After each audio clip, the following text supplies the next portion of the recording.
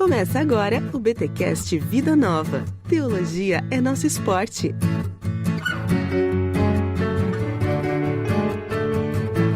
Muito bem. Começa mais um BTcast Vida Nova. Eu sou Rodrigo Bibo e eu quero um Estado Likes. Aqui é Thiago Vieira e Estado laico não é Estado ateu. Eita, gente, é isso. Vamos abordar um tema que é o tema do momento, porque Edições Vida Nova traz aí mais uma terceira edição, hein? Direito Religioso, Questões Práticas e Teóricas, de Tiago Rafael Vieira, é esse que está comigo aqui no podcast, e o Jean Marques Regina. Cara, parabéns por essa obra, terceira edição. Meu irmão, terceira edição no Brasil. Parabéns, glória a Deus por isso, seja muito bem-vindo ao BTcast Vida Nova. Obrigado, Bibo, obrigado à Vida Nova também por essa oportunidade de publicar a terceira edição da nossa obra. Estamos muito felizes e cientes da responsabilidade que agora com a Vida Nova aí a distribuição é nacional e a responsabilidade do que a gente escreve aumenta. Obrigado também aí a todos os ouvintes, porque a teologia é o nosso esporte. Olha aí, garoto, muito bem. Direito Religioso, a gente fala um pouquinho dessa obra depois dos recados de Edições Vida Nova.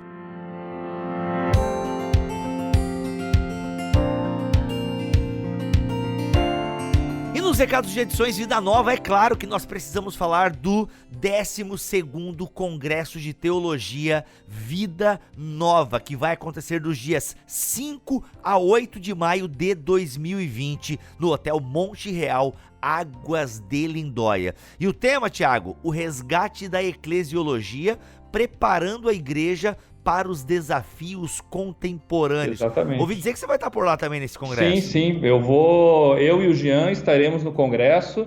Vamos participar com um workshop A Igreja no Olho do Furacão, respondendo ao movimento transgênero. Ô, louco! Caramba! Forte o negócio, hein? Vai ser um workshop legal. Bacana. Gente, é o seguinte, Congresso de Teologia Vida Nova acontece só de 2 em 2 anos, então este é o ano que você precisa aproveitar, se programe financeiramente, tá? Vai lá, acontece durante a semana, então se você trabalha durante a semana, já negocia aquelas mini férias com o patrão, porque vale cada centavo, é uma oportunidade de nós estarmos pensando a igreja nesse mundo contemporâneo, tá? Ou seja, a igreja precisa estar preparada para os desafios contemporâneos. Nós vamos ter lá Igor Miguel, Norma Braga, o Jean Marques Regina, o Tiago Rafael tá aqui, o Elder Cardim, nós vamos ter Greg Ellison, Robert Cannon, Luiz Saião, Jonas Madureira e Paulo Romero. Gente, olha só, uma galera de peso para pensar este tema, workshops, palestras, a comida tá incluso, vai ter, Guilherme Andrade, olha aí, para quem curte Projeto Sola, Guilherme Andrade vai estar fazendo o louvor, então só vem neste Congresso de Teologia Vida Nova. E olha só, Bibotalk está lá também, tá achando que, rapaz, provavelmente eu não posso dar 100%, aliás, eu não poderia nem estar falando disso aqui, mas eu vou falar, mas é 95% de certeza que vamos gravar um BTcast Plus ao vivo lá no Congresso de Teologia Vida Nova. Igor Miguel está com presença confirmada lá, o Cacau vai fazer de tudo para estar e nós estaremos lá também, permitindo Deus. É isso, gente, 12º Congresso de Teologia Vida Nova, 5 a 8 de maio de 2020. Cola lá no Hotel Monte Real. Mais informações, o link está aqui na descrição deste BTcast Vida Nova, ou você entra em vidanova.com.br, lá tem o banner do congresso, cola lá porque vai ser demais.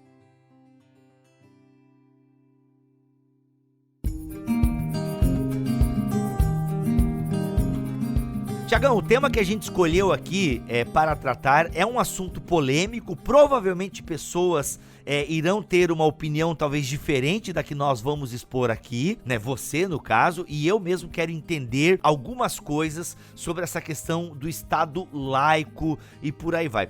Mas eu quero começar pelo básico, Tiago. O que é um Estado laico? Por que a gente usa essa nomenclatura?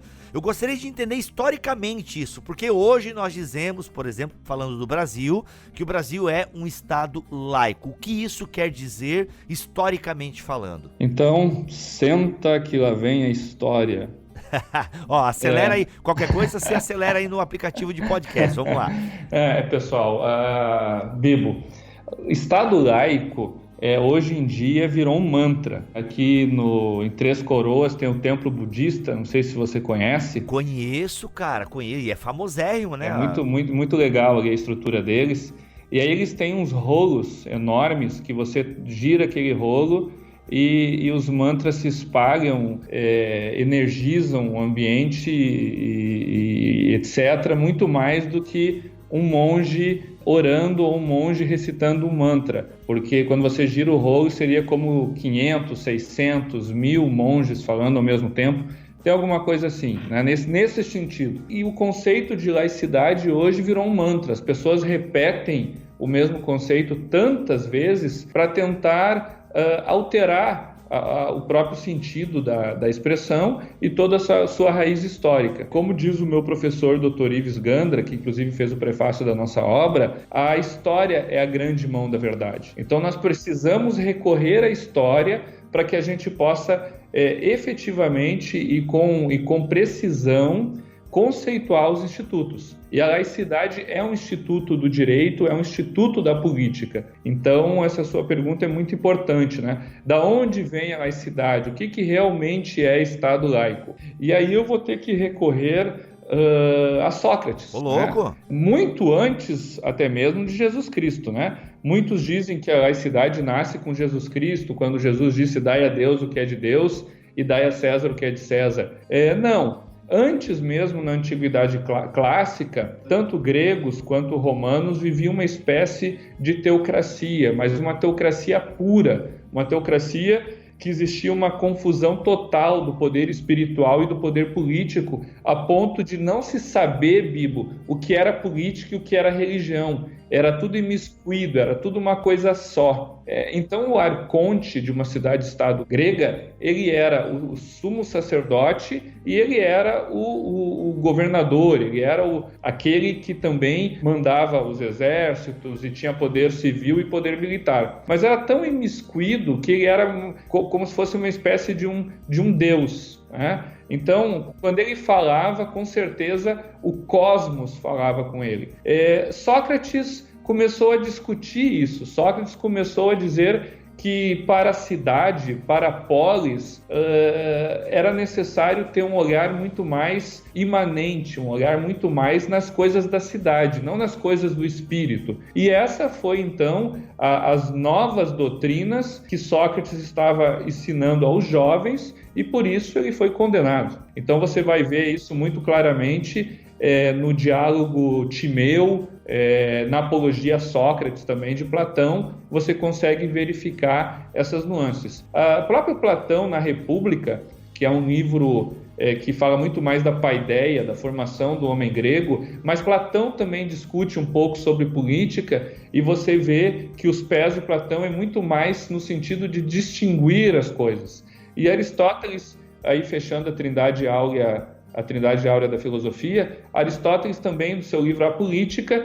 tem muito mais o pé no chão no sentido de polis, de imanência, né? Então você vai ver essa necessidade de tirar a política, de separar a política da religião muito, muito antes de Cristo.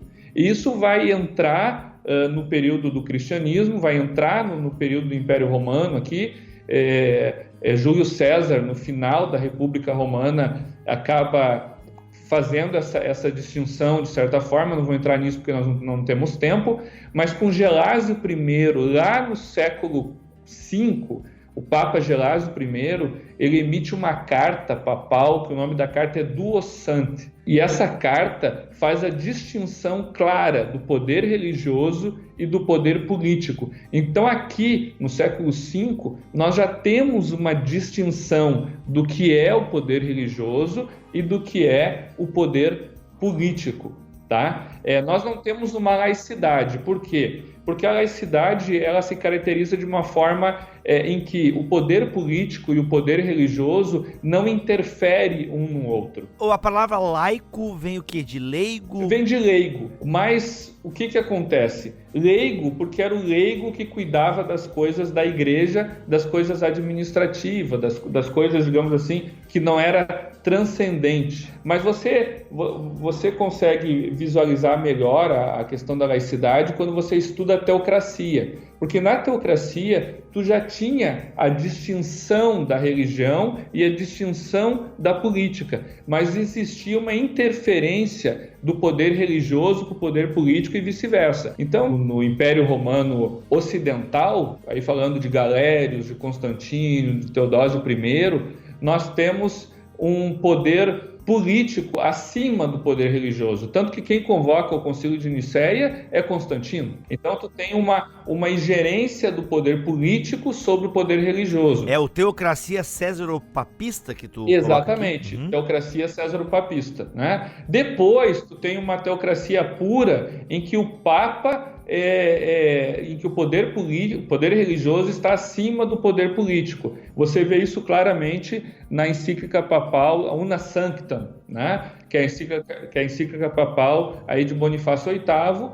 que ele deixa claro que o poder religioso tem que estar acima do poder político e o rei está submisso, o rei é um súdito do Papa. Até 200 anos antes, Papa Inocêncio III, em outra encíclica, que é a famosa encíclica Rei Lua e Papa Sol, também diz que são dois astros separados, mas que o Sol é maior que a Lua, o Papa é maior do que o Rei.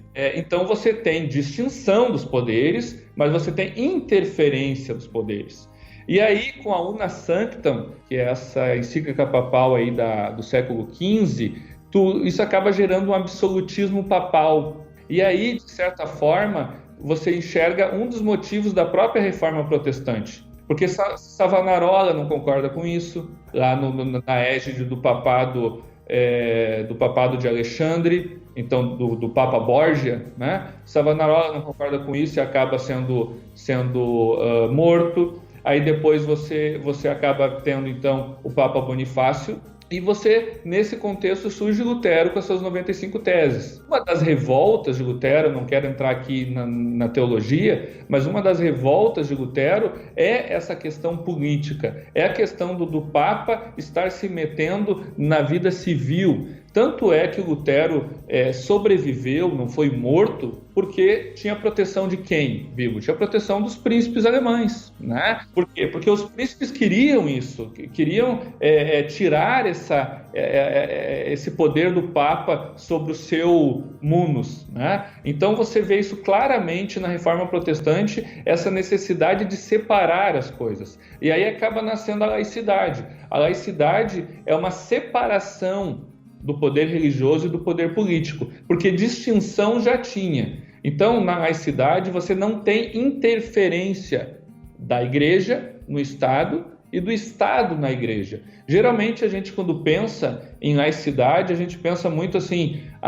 isso é para evitar que a igreja interfira no Estado. Tá certo? Mas também existiu períodos da história, como, por exemplo, do maior rei do medievo, que é Carlos Magno, em que a política se metia na igreja, que a política dizia o que a igreja tinha que fazer, que o Estado dizia o que a igreja tinha que fazer. Então sempre houve interferência, ou do Estado na igreja, ou da igreja no Estado. O que é laicidade? A laicidade cria um muro entre a política e a religião. Um não pode interferir no outro. E desta forma nasce a laicidade moderna, tá? Então a laicidade moderna nasce na Revolução Protestante e a gente vai ver ela na prática, ela sendo aplicada aonde? Nos Estados Unidos da América. Lá nos Estados Unidos da América, tu tem todo um contexto em que quem formou as 13 colônias saiu de perseguição religiosa lá no Reino Unido, foi para o Novo Mundo, né? E acabou então formando as 13 colônias norte-americanas. Quando houve a necessidade dessas 13 colônias se unirem por questões de economia, de comércio e etc., a primeira coisa que os pais fundadores disseram foi o seguinte: olha, nós saímos fugidos do Reino Unido porque perseguiam a nossa fé.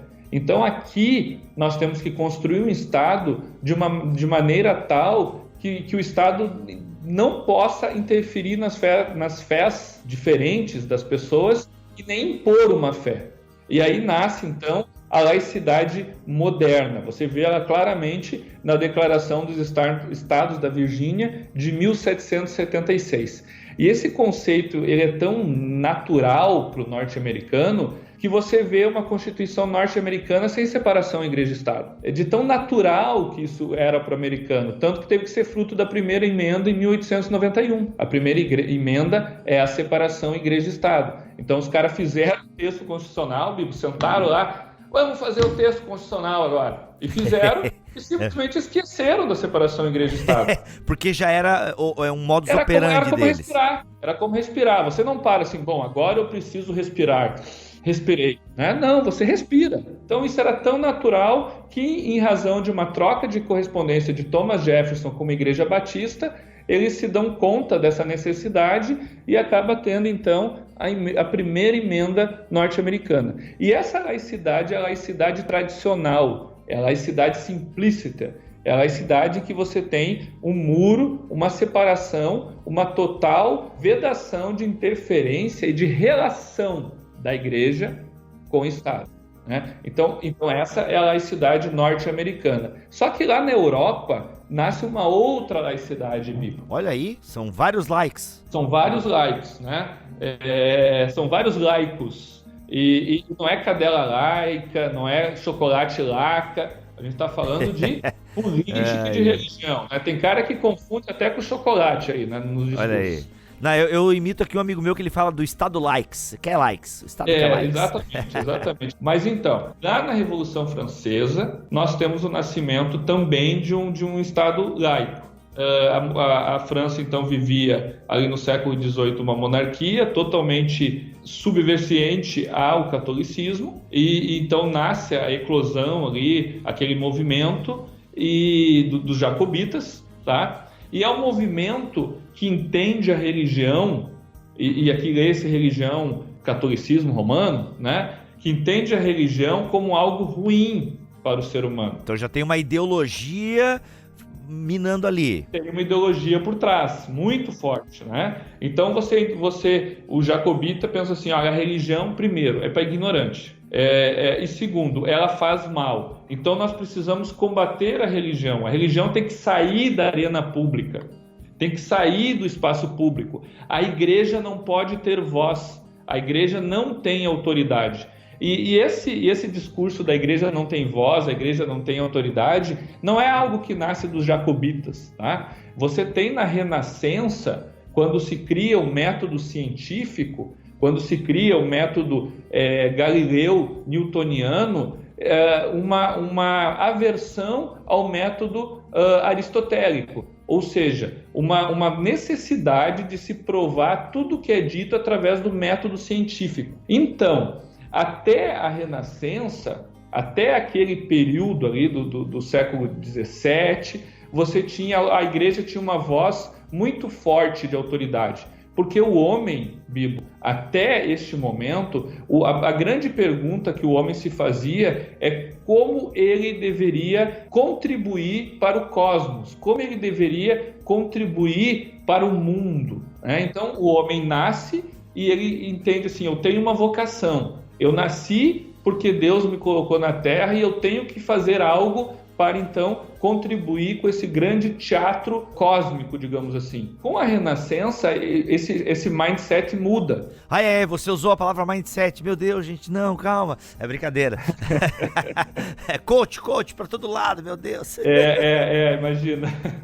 Mas, então, a ideia muda, né? Com a Renascença, nós temos um período em que, a sociedade deve se conformar ao homem. O mundo deve realizar os desejos do homem. Então, veja, você tem uma mudança de paradigma. Enquanto até o século XVII você tinha claro em qualquer pessoa, desde a mais humilde até a mais estudiosa, a mais letrada, a mais rica, você tinha a ideia de que você estava no mundo para cumprir uma vocação, para cumprir um propósito. Isso vem da paideia grega. Mas quando Paulo fala que os filhos devem ser instruídos mediante o conselho do Senhor, lembra desse trecho? Acho que isso é Efésios, né?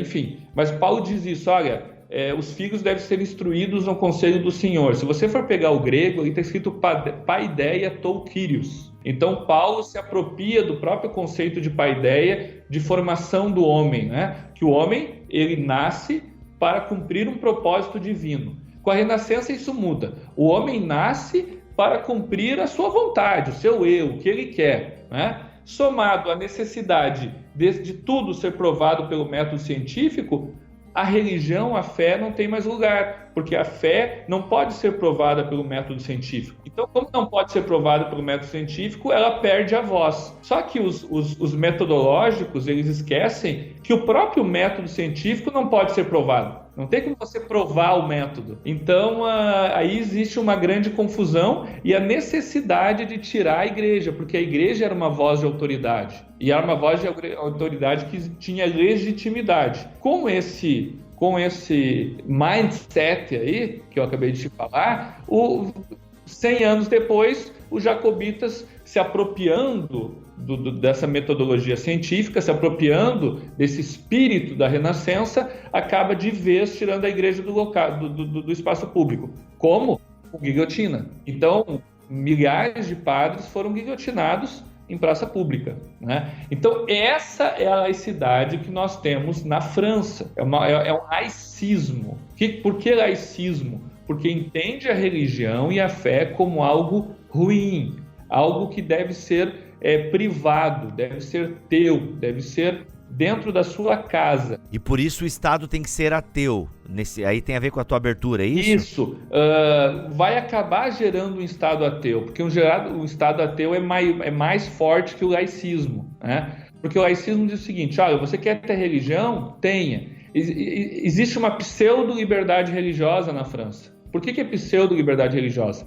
Porque as pessoas podem ter religião, só que dentro de casa. E a gente sabe que isso é impossível, que a pessoa, ela, quando ela realmente professa uma crença, ela professa a sua crença fora de casa, 24 horas. Então acaba que o laicismo acaba virando um Estado ateu. Porque o que é o Estado ateu? O único Estado ateu que existiu na história, 100% ateu, foi a Albânia, né? O Estado ateu é a imposição que a pessoa não pode ter religião, não pode ter nenhuma crença. Acaba o Estado virando um Deus. Você vê algo parecido na China. A China, existe um culto ao Estado, certo? Então, ao imperador. Ao imperador. E o imperador personifica o Estado. Então, o que acontece? Você tem no laicismo quase um Estado ateu. Existe uma possibilidade de você ter religião, mas você não pode professar ela no espaço público. Ô Thiago, deixa eu te interromper. Então, se eu tô entendendo a tua fala aí, muito legal esse resgate histórico. A gente percebe que tem muita coisa. E a gente nem entrou no Brasil ainda. Mas olha só, então quer dizer que, ok, o Estado é laico, mas por trás dessa definição existe uma ideologia, digamos assim, e isso é inevitável, certo? Porque a gente vive numa cultura. Por que eu tô fazendo essa pergunta? Porque como a gente tem pouco tempo de programa, Tiagão, eu queria entrar no Brasil, porque é onde que a gente tá fazendo muita confusão aqui, entendeu? O que tá por trás da minha pergunta? A ideia é que no Brasil, a gente tinha na nota de dinheiro, acho que até foi retirado agora, anos atrás, né? Tinha o Deus seja louvado. Os crucifixos estão por aí nos departamentos públicos e tal. Se não me engano, até em alguns lugares foram retirados, não lembro agora. Mas, e nós temos hoje em dia uma presidência que se declara cristã, digamos assim. Então, queria que tu fizesse agora uma volta e desse uma acelerada pra gente entender esse processo aí. Tá. Porque já ficou bem claro que na França, sim, na Albânia, ok, o Estado é laico, mas no fundo tem uma questão aí, tipo, não, meu irmão, é uma coisa privada, é dentro de casa. E na Albânia, na China, não, que nada, rapaz, você tem que adorar. Na Albânia não pode ter religião. E na China, você precisa adorar o Estado. Então, vamos fazer uma curva pro Brasil agora pra gente entender esse angu aí. A Albânia, ela acabou voltando a ser um Estado laico, porque o Estado albanês caiu numa depressão econômica muito forte quando virou um Estado ateu, e houve uma reforma e voltou a ser um Estado laico. Por que eu fiz toda essa retomada histórica? Para tentar mostrar para o pessoal que a laicidade ela é um conceito muito dinâmico. Não existe um Estado laico um igual ao outro, né? Não existe assim como, eu vou comprar um carro, o carro tem esse modelo, então eu quero esse modelo de laicidade. A laicidade é dinâmica como são as relações sociais, como as pessoas são dinâmicas, como as nações são diferentes.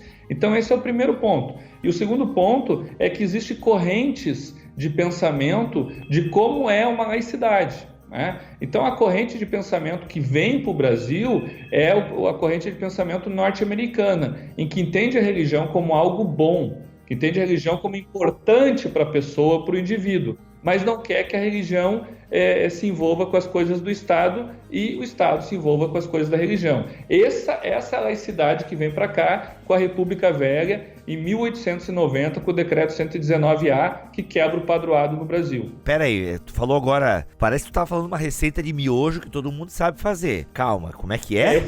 Eu acelerei aqui porque a gente tem pouco tempo, né? Mas bem rapidamente, lá no Brasil Império, nós tínhamos um Estado confessional em que o Brasil tinha uma religião oficial que era o catolicismo. E no Brasil Império, Dom Pedro I e o Dom Pedro II, eles poderiam, inclusive, remover bispos de paróquias, eles tinham o poder do beneplácito, ou seja, se saísse uma bula papal no Vaticano, eles aprovavam a sua aplicação no Brasil ou não. Até por causa disso houve a questão maçônica em 1870, 1880, que deu todo um problema para o Brasil, e por causa disso muitos historiadores dizem que foi esse o maior motivo da República, né, da eclosão da República, porque lá no Vaticano teve uma bula papal de Leão XIII no sentido de proibir a maçonaria, né, quem era maçom não poderia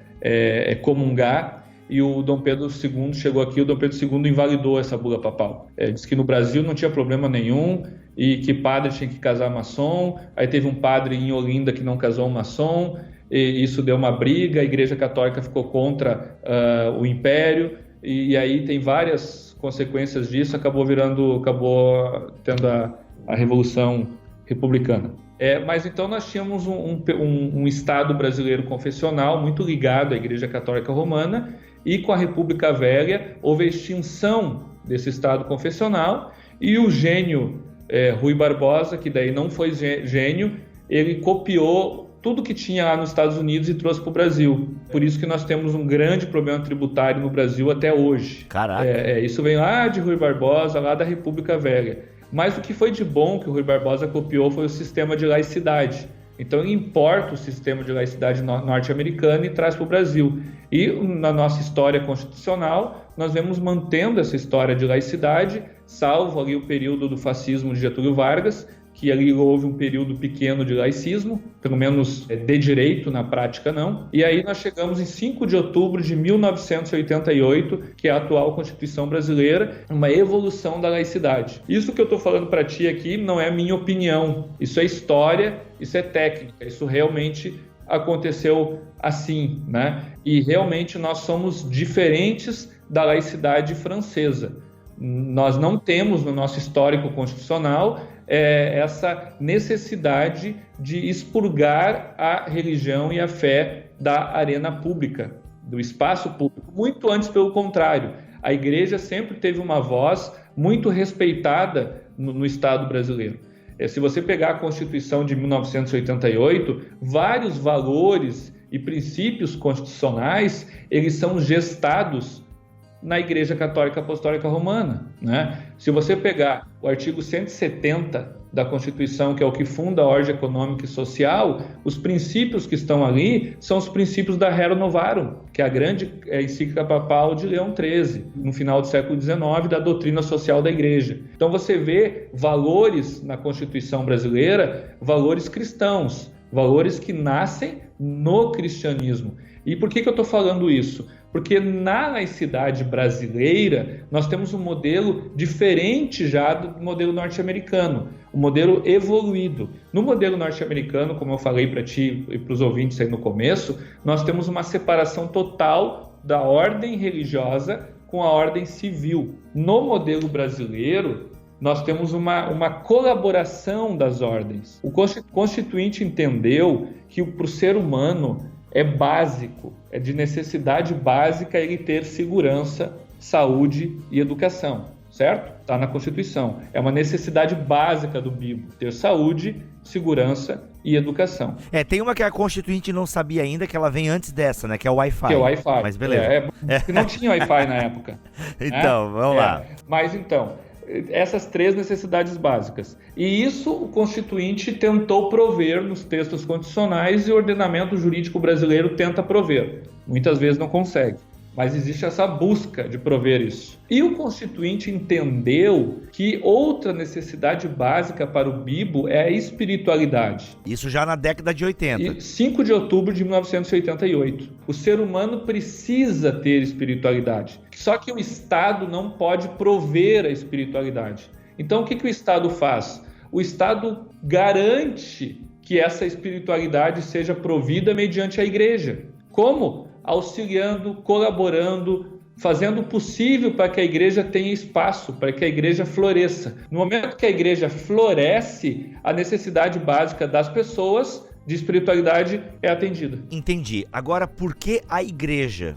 Por que não uma forma mais geral de espiritualidade? Quando eu estou falando igreja, eu estou falando porque eu sou batista, eu sou cristão, então eu estou usando o termo que eu uso. Mas se eu fosse umbandista, eu ia estar falando agora terreiro, né? Entendi. A Constituição ela é abrangente. Ela é ampla. Então você vê lá no artigo 19, inciso 1º, usando um termo muito forte, Bibo, que é o termo vedado. É vedado. Vedado vem de vedação, né? Nem o ar passa quando uma sala está vedada, né? Nada pode ser mais forte do que uma vedação. Então o Constituinte usa o termo vedação. E ele diz que é vedado o Estado promover uma religião, mas o Estado deve promover todas. Nesse artigo diz que o Estado deve colaborar com a igreja, e ele usa o termo igreja e o termo culto, tá? Deve colaborar com a igreja e com os cultos em busca do bem comum. E aí a cereja do bolo. Porque o que é a verdade? O que é a felicidade? Santo Agostinho fala sobre a felicidade, nós temos vários conceitos aí sobre felicidade, a Rerum Novarum fala sobre felicidade. A felicidade nós poderíamos resumir que é a busca do bem comum, o bem de todos, o bem que é comum a todos. É baseado no quê? Na dignidade das pessoas, na dignidade humana. E nós temos esses dois conceitos bem claros na Constituição. O fundamento da República Brasileira, no artigo 1º, é a dignidade da pessoa humana. E lá no artigo 19, ele diz que o Estado deve colaborar com a igreja em busca do bem comum. E aí nós temos, então, inaugurado uma nova fase de laicidade. Nós tínhamos uma laicidade em que a igreja e o Estado não podem se relacionar. No Brasil, nós temos uma laicidade que a igreja e o Estado devem se relacionar em busca do bem das pessoas. Já que o Estado não pode rezar, já que o Estado não pode impor uma crença, já que o Estado não pode fazer um culto, o que o Estado faz? O Estado, mediante a imunidade tributária, por exemplo, garante que a igreja, mesmo sendo pobre, mesmo sendo na vila, funcione. O Constituinte, lá no artigo 143, parágrafos 1º e 2º, garante que aquela pessoa, por razão de fé, por razão de crença, não queira servir o exército, ele possa não servir. E o que é mais importante para uma nação? O mais importante para uma nação é o poderio militar. Uma nação, para continuar no concerto das nações independente, ela precisa de força militar.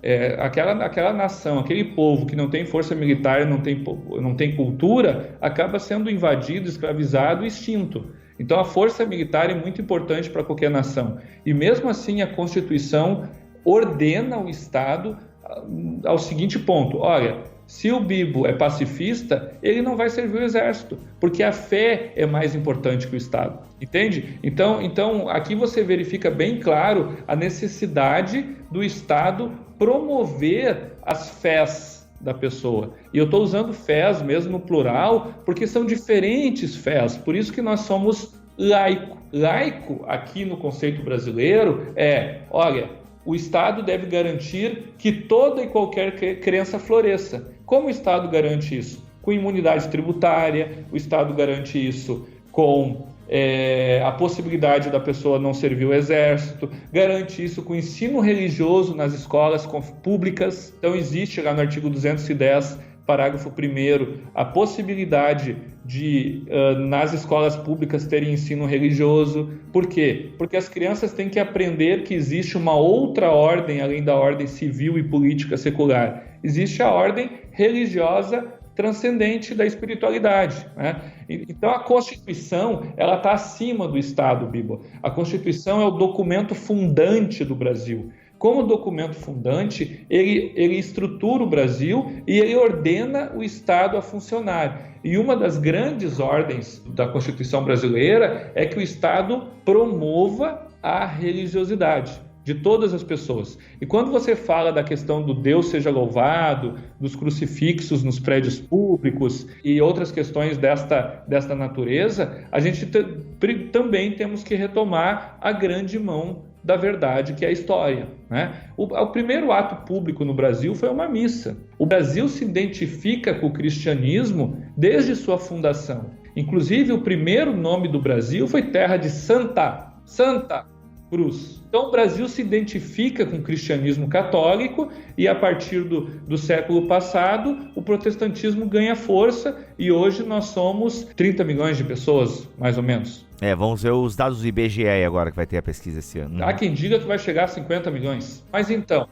o protestantismo ganhou força, mas ainda estamos dentro do cristianismo. Então é natural que num fórum, num prédio público, tenha uma cruz. Por quê? Porque o processo histórico brasileiro é ligado ao cristianismo e a Constituição brasileira, ela, se você torcer ela respinga todas as páginas, princípios e valores cristãos. Como eu falei, por exemplo, da Rerum Novarum, o preâmbulo constitucional é outorgado sob a proteção de Deus. E aqui o Constituinte foi orgulhoso, o Constituinte foi até mesmo prepotente. Ele disse: estamos outorgando a Constituição sob a proteção de Deus. Os outros constituintes anteriores invocavam a proteção de Deus. Esse aqui disse não, ela está sob a proteção de Deus, está afirmando. Eu acho que eles eram calvinistas. Olha aí. Mas agora deixando a treta de lado, você vê claramente o cristianismo como pedra de toque de todo o Estado brasileiro. Este é um ponto.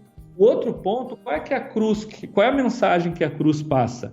A cruz passa uma mensagem de amor, uma mensagem de perdão, uma mensagem só de coisas boas. Qual é a religião que não considera Cristo um grande profeta? Uma pessoa iluminada. A não ser o satanismo, eu não me lembro de nenhuma. Tu conhece alguma? Mas aí a gente tá pensando numa perspectiva só dos religiosos, né? Mas eu fico pensando naquele que não tem uma religião. Tipo, talvez ele não se sinta representado por esse Estado. Até a pergunta que eu faço é a seguinte: como é que o cristianismo deixa de ser uma pedra de toque e ele passa a ser uma pedra de tropeço num Estado laico? A questão do ateísmo, que não representa 2% da população brasileira, mas mesmo assim eles têm o direito de não crer. E eles têm a garantia de não crer em nada. Mas agora, quando ele vai num fórum e ele vê uma cruz, ele precisa entender que existe um processo histórico que decorre daquela cruz e existe uma mensagem também que o maior erro judicial de toda a história, quer ele queira, quer ele não queira, a despeito da crença dele, o maior erro judicial de toda a história foi a crucificação de Cristo. Então aquela cruz representa para aquele juiz que está ali: olha, cometemos um grande erro, vamos fazer o possível para não cometer este erro de novo, ou para evitar erros judiciais, porque fórum vem do grego, que significa justiça na terra. Então a justiça na terra tem na cruz um sinal: você está aqui para ser imparcial e para não errar. Então, se o ateu acredita que aquela cruz nunca existiu, beleza, ele pode acreditar nisso, mas a humanidade que ele integra, porque ele é um ser humano, acredita que aquela cruz existiu e acredita na mensagem daquela cruz, no mínimo, de perdão, de amor e de erro judicial. Então, por isso que a cruz ela é comum, não aqui no Brasil, em qualquer tribunal do Ocidente. Com relação ao nome de São Paulo, por exemplo, por que não é Paulo? Eu acho que a Associação de Ateus deveria entrar com uma ação na justiça para mudar o nome de São Paulo. O Espírito Santo, Espírito então? Santo de Jesus, né? Ou então vamos derrubar o Cristo Redentor. Existe aqui também cultura, Bibo. E nós sabemos que quem faz a cultura é a religião. Quem forma a cultura é a religião. A religião, ela vem antes da cultura, tá? A cultura ela é formada pela religiosidade das pessoas. E a cultura brasileira, quer um ateu queira, quer ele não queira, é uma cultura cristã. Não, peraí, deixa eu tentar entender essa tua afirmação. É que o ser humano é um ser religioso, digamos assim, né? Tipo, é difícil você falar de um ateísmo no passado. Então, consequentemente, o cultivo, né, a produção da cultura está extremamente ligada à religião. É nesse sentido que você diz que a religião gera cultura, né? Porque o ser humano sempre foi um ser religioso, digamos assim. A religião, ela precede a cultura, e a religião, ela vai moldar a cultura. Você vai ver os estados que foram extintos, eles foram extintos porque eles tinham uma religião fraca e, consequentemente, uma cultura fraca. E aqui eu não estou falando de religião do cristianismo apenas, mas de qualquer geral. religião, né? Então você vai ver, por exemplo, na Índia, a cultura sincrética que eles têm, isso advém do hinduísmo, né? Você vai ver a cultura japonesa o japonês ele é muito certinho, assim, no sentido de ser muito metódico. Isso vem da própria cultura religiosa do shintoísmo e da religião japonesa. Então você vai sempre perceber que os valores de um povo, os valores culturais, qual é a origem desses valores culturais? Vai estar na religião. Lá no começo da humanidade, nos primórdios, não existia cultura. Você vai ver lá o homem das cavernas, os desenhos encontrados nas cavernas, os desenhos mais antigos. O que ele desenhava? Ele desenhava caça e cultos, adoração, cerimônias ritualísticas, né? Então a religião ela está presente na humanidade desde uma tribo indígena isolada no Amazonas até em Nova York, e acaba formando a própria cultura. Então o ateu ele precisa respeitar a cultura do país que ele está inserido, e essa cultura, no caso brasileiro, ela é formada, gestada pelo cristianismo. Então é natural que você veja uma cédula escrito Deus seja louvado, porque assim como nos Estados Unidos, a cultura norte-americana é uma cultura cristã protestante.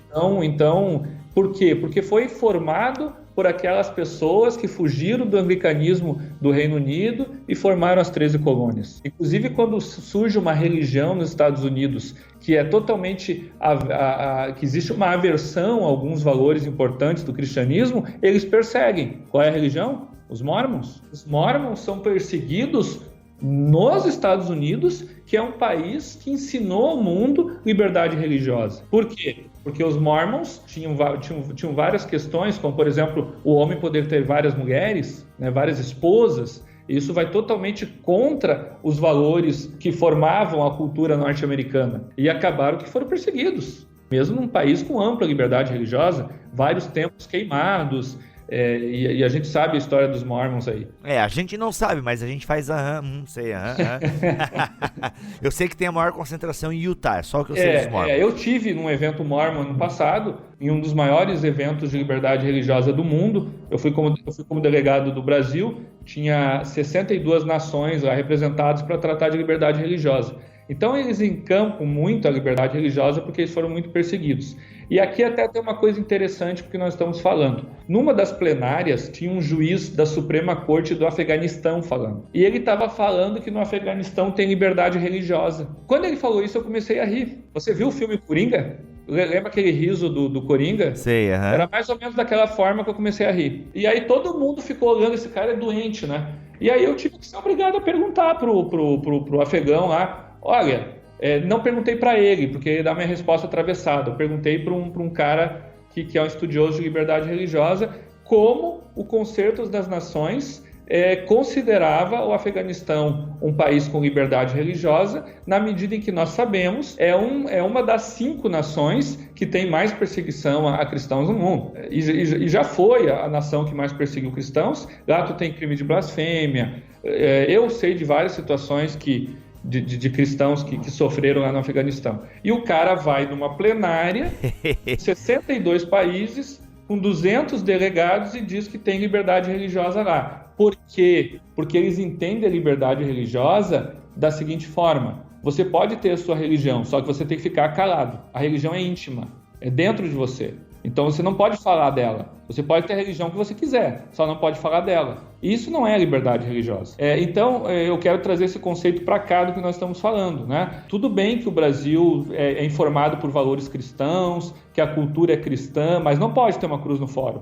A cultura é externada por símbolos. E um dos símbolos da nossa cultura é o crucifixo. Por mais que eu não goste do crucifixo, porque eu creio que Jesus ressuscitou e não está mais naquele crucifixo. Então, para terminar essa questão de espaço público, o Brasil, ele, a partir da Constituição, ele reconhece os valores que informam e formam a nossa cultura, de um lado, e de outro lado, incentiva a religiosidade das pessoas, qualquer que seja, porque sabe que a religiosidade é fundamental para o ser humano. Está lá no artigo 5º, inciso 6º, inciso 7º, inciso 8º. Muito bom.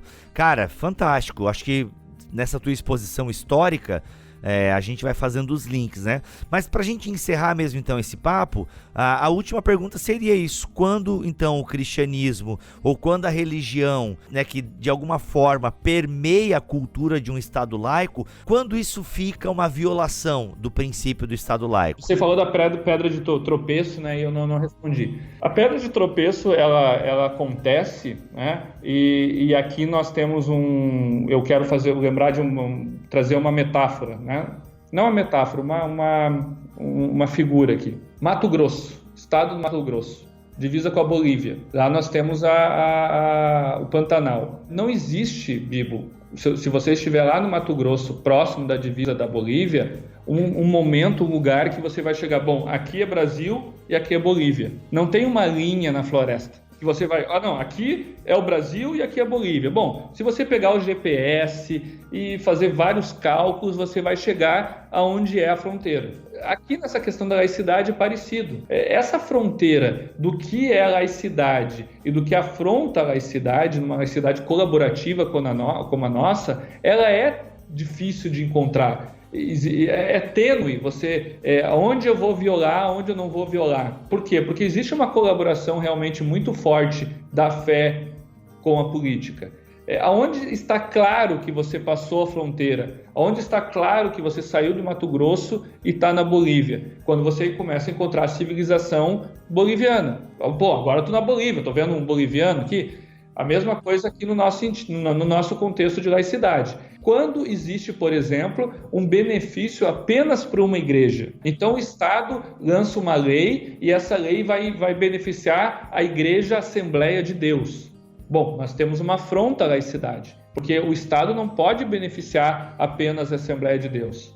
Essa lei tem que ser para todas as religiões. Mas aí a bancada evangélica, ela não fere o princípio da laicidade quando ela promove leis ou benefícios para os cristãos de forma geral, alguma coisa assim? Ou a minha pergunta é tão idiota que nem vale a pena tu responder? Não, a tua pergunta está exatamente aí, próximo da fronteira. Mas nós sabemos que existem leis específicas, como por exemplo, tu tem que tratar o igual igualmente, o desigual desigualmente, né? Então você tem lá uma lei que é aplicada para os deficientes físicos, por exemplo. Por quê? Porque existe uma situação especial para esse deficiente físico. Então você vai gerar uma lei especial para essa situação, né? Então tem situações especiais que, por exemplo, uma igreja vai incidir e que vai ter que ter uma necessidade de uma lei específica para ela. Por quê? Porque existe uma especificidade ali, né? Agora, outra coisa, por exemplo, vamos alterar o Código Penal para permitir o aborto. Por quê? Porque existe uma maioria que acredita, existe uma religião, uma fé, uma crença que o aborto é permitido, que deve existir o aborto. Bom, aí nós já temos um contexto diferente. Nós temos um contexto que está lidando com a vida. E a vida é um direito natural, a vida é uma lei natural que precede a própria formação da igreja. Então, quando você lida com questões macro, com questões que envolvem a dignidade da pessoa humana, envolve a dignidade das pessoas e a própria fé das pessoas, bom, aí você vai estar ferindo a laicidade, né? Se eu vou criar uma lei que vai de alguma forma afrontar quem acredita na Umbanda, quem acredita no Candomblé, vai dificultar o exercício da Umbanda, eu estou ferindo o artigo 19, inciso 1º, porque eu não posso de forma alguma dificultar o exercício da Umbanda, entendeu?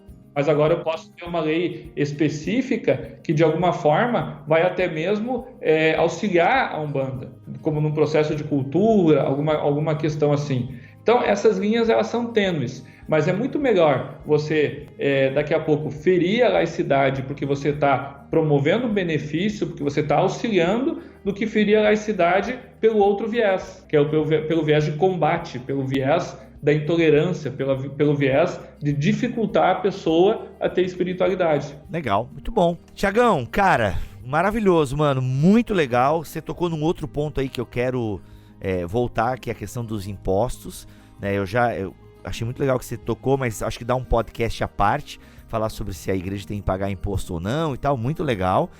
E isso, inclusive, sobre essa questão dos impostos, é abordado aqui neste livro que você lança em parceria com o Jean, que é o Direito Religioso, Questões Práticas e Teóricas. E aí, cara, por que este livro é importante para a igreja brasileira? Bom, o direito religioso, ele é uma espécie de manual. Ele é um manual, ele foi escrito, Bibo, pensando nos pastores, nos líderes eclesiásticos, nos teólogos, nas pessoas que lidam com a fé no ordenamento jurídico brasileiro, que lidam com a fé dentro da comunidade política e jurídica brasileira.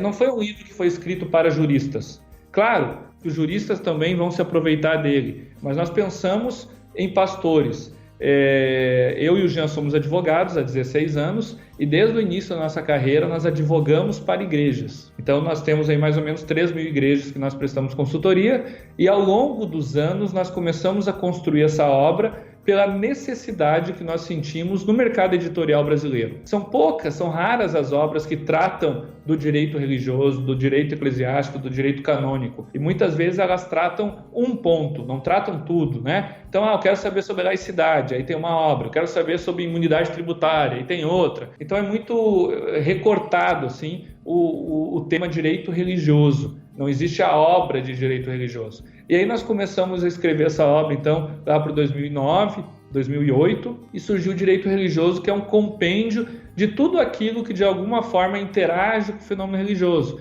Então você vai ter um capítulo sobre o Estado laico, que nós conversamos aqui, você vai ter um capítulo sobre imunidade tributária, conceituando imunidade tributária, conceituando isenção e dizendo por que ela é importante e por que ela deve continuar existindo. Nós temos um capítulo sobre os pastores, previdência social de pastor, aposentadoria de pastor, os dependentes do pastor, imposto de renda, como é que funciona o imposto de renda de pastor, prebenda ministerial, que o prebenda é o subsídio, né, a remuneração do pastor, como isso funciona, confissão, culto, púlpito, dano moral, responsabilidade civil do pastor. Temos um outro capítulo que trata sobre a igreja, sobre a organização religiosa, como se cria uma igreja, como se altera o estatuto, passo a passo. Deixa eu falar, hein? Essa parada aí é importante, hein, cara? Eu presenciei um problema numa igreja local que tava com a papelada errada. Mano, aí isso implica em questão de funcionário, demissão e contratação de funcionário. Mano, uma parada bem séria esse negócio aí. Bem séria. O Estatuto Social da Igreja, ele é o documento mais importante da Igreja. O documento administrativo, jurídico, né? Eu sempre digo que o Estatuto Social é o reflexo da transcendência na imanência, né? É o reflexo da fé daquele grupo de pessoas no papel. Então, o modelo de gestão, de governança da Igreja representa a crença, a confissão daquelas pessoas, né? Então, um grupo de calvinistas vai ter uma forma diferente de governar a igreja do que um grupo de arminianos, de um grupo de pentecostais. Então, tudo isso é representado no estatuto e a gente ensina, então, como criar esse estatuto a partir da visão de fé de cada grupo. É um dos capítulos. Responsabilidade civil da igreja, dano moral, vínculo empregatício de pastor, tem, não tem. E também existe um recorte de toda a legislação brasileira de que de alguma forma interage com a fé, né? Estatuto do idoso, Estatuto da criança e do adolescente, lei de abuso de autoridade, por aí vai. Cara, é nos anexos aqui, Não, né? no capítulo 2º, né? Você vai ver ali no capítulo 2º que vai ter ali ordenamento jurídico vigente, né? Então vai ter Estatuto dos Refugiados, Alvará Municipal, Direito de Reunião, Código Penal, Lei do Crime Racial, Estatuto da Igualdade Racial, Código de Processo Civil, orações, leitura da Bíblia e outras práticas religiosas dentro da jornada de trabalho, e por aí vai, né? Então é uma obra realmente que assambarca aí todas as esferas do direito que de alguma forma interagem com a fé. Naturalmente, eu e o Jean somos protestantes, evangélicos, então a ótica sempre é a ótica evangélica, né? A ótica protestante. Muito bom. Tá aí, gente, Direito Religioso, Questões Práticas e Teóricas, do Tiago Rafael Vieira e do Jean Marques Regina. Basicamente, esse livro aqui é uma consultoria. Você vai pagar o valor do livro e vai ter uma consultoria aí de 2 advogados cristãos para vários assuntos envolvendo a questão do direito e da religião. Cara, vocês perceberam pelo nível do podcast aqui. Então, parabéns, Tiago, parabéns, manda um abraço ao Jean também, e parabéns, Vida Nova, pela iniciativa aí de lançar este livro. O link para você ter mais informações e adquirir essa obra está aqui na descrição deste BTcast. Tiago, obrigado pela sua presença aqui no BTcast Vida Nova. Obrigado, Bibo, eu que agradeço também a Vida Nova dessa oportunidade. Como eu te disse ali em Off Records, eu sou um fã aí do Bibotalk, escuto o Bibotalk há muito tempo, e para mim é uma alegria estar contigo aí compartilhando este programa e falando um pouquinho de laicidade. Muito bom, gente. É isso, vamos ficando por aqui. Voltamos no próximo episódio, se Deus quiser e assim permitir. Fiquem todos na paz do Senhor Jesus.